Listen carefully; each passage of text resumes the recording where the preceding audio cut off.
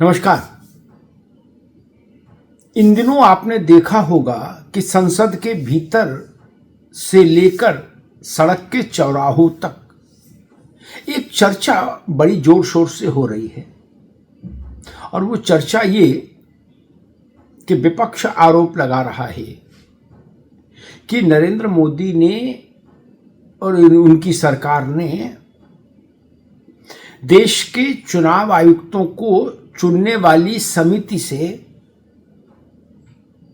भारत के मुख्य न्यायाधीश को जबरिया हटा दिया था।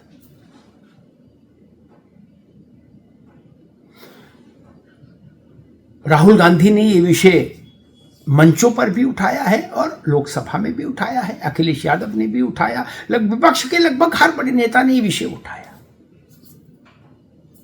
अब सच क्या है ये भी तो जानना होगा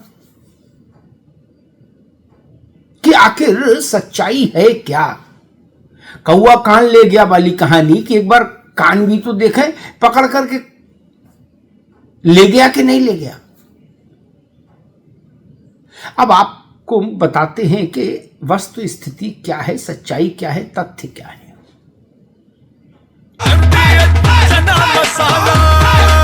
अब छोलिया हो या लोबिया, सफेद चने या काले चने, सब कुछ मजेदार बने। आजादी के बाद से 2023 तक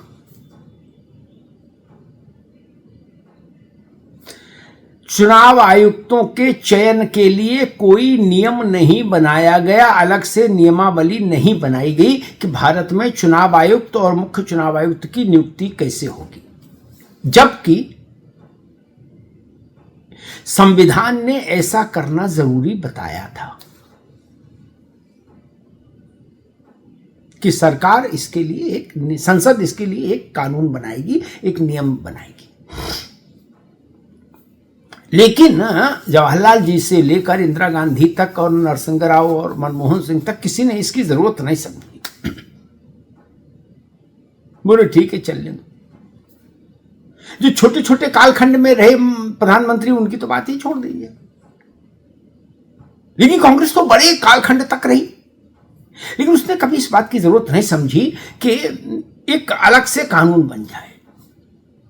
गृहमंत्री अमित शाह ने इस बात का एक आंकड़ा दिया है सदन में, संसद के पटल पर के उस देश में 29 बार मुख्य चुनाव आयुक्त की नियुक्ति सीधे प्रधानमंत्री ने कर दी, और वो सारे प्रधानमंत्री कांग्रेस के। 29 बार बोले भाई एक्स को बनाना है, वाई को बनाना, जेड को बनाना, जिसको बनाना फाइनल कर दिया। फिर ये कहानी में ट्विस्ट कहां से आ गया कि मोदी ने चीफ जस्टिस को कमेटी से निकाल दिया। अब इसकी सच्चाई समझिए, इस प्रचार के का पोस्टमार्टम करके देख लीजिए जरा। दरअसल 2023 में सुप्रीम कोर्ट में एक मामला गया चुनाव आयुक्तों की नियुक्ति को लेकर। उस पर सुप्रीम कोर्ट ने कहा कि नियुक्ति कैसे हो, उसके लिए कौन लोग पात्र होंगे, कैसी क्या शर्तें होंगी, इसके लिए एक कानून बनना चाहिए। और कानून बनाने का अधिकार भारत की संसद को है, और ये काम संसद करेगी। सुप्रीम कोर्ट ये काम नहीं कर सकता।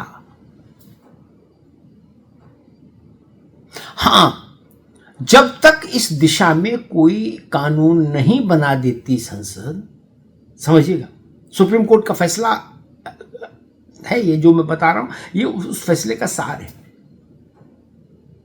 कि जब तक संसद कोई अलग कानून नहीं बना देती इनके चयन को लेकर, नियुक्ति को लेकर चुनाव आयुक्तों की, तब तक के लिए हम एक अस्थाई व्यवस्था, स्थायी नहीं, परमानेंट अरेंजमेंट नहीं, टेम्परेरी अरेंजमेंट किए देते हैं, सुप्रीम कोर्ट ने कहा।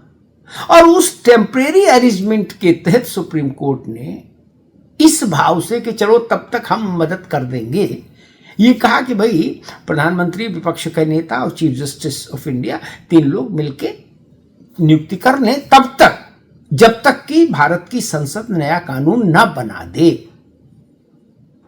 परमानेंटली नहीं कहा सुप्रीम कोर्ट ने कि नहीं हम तो रहेंगे रहेंगे, कोई रहे ना रहे ना, ऐसा नहीं कहा। 2023 में नरेंद्र मोदी की सरकार ने सुप्रीम कोर्ट के इस निर्णय के बाद, चूंकि इस निर्णय में सुप्रीम कोर्ट ने कहा था कि संसद नई व्यवस्था पर स्थायी व्यवस्था बनाए, नियमावली बनाए, सरकार ने चुनाव आयोग, मुख्य चुनाव आयुक्त और चुनाव आयुक्तों की नियुक्ति के लिए एक नियमावली बना दी, जिस पर संसद ने अपनी स्वीकृति की मोहर लगा दी। बात खत्म हो गई, भारत का कानून हो गया। अब इसमें कहां से बात आ गई कि चीफ जस्टिस को हटा दिया? ऐसी पिक्चर पेंट करने की कोशिश की गई कि मानो रेल के डब्बे में सीट पर कोई बैठा हो, उसको कोई आया, उसे हटा दिया, उठा दिया, बोले तुम हटो ऐसे। ऐसा तो नहीं हुआ ना। और सुप्रीम कोर्ट अगर ये कहता कि नहीं कोई व्यवस्था बनाए संसद, लेकिन चीफ जस्टिस ऑफ इंडिया हर व्यवस्था में उस कमेटी में रहेंगे जो कमेटी चुनाव आयुक्तों का चयन करेगी, तो बात समझ में आती। उसने तो ऐसा कहा नहीं, उसने तो खुद कहा कि टेम्परेरली, अस्थायी तौर पर हम एक व्यवस्था दिए दे रहे हैं।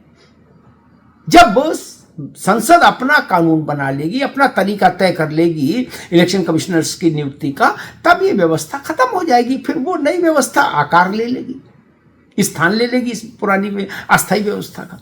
इतनी सरल बात, और उसको ऐसा प्रचारित किया, ऐसा दुष्प्रचार किया गया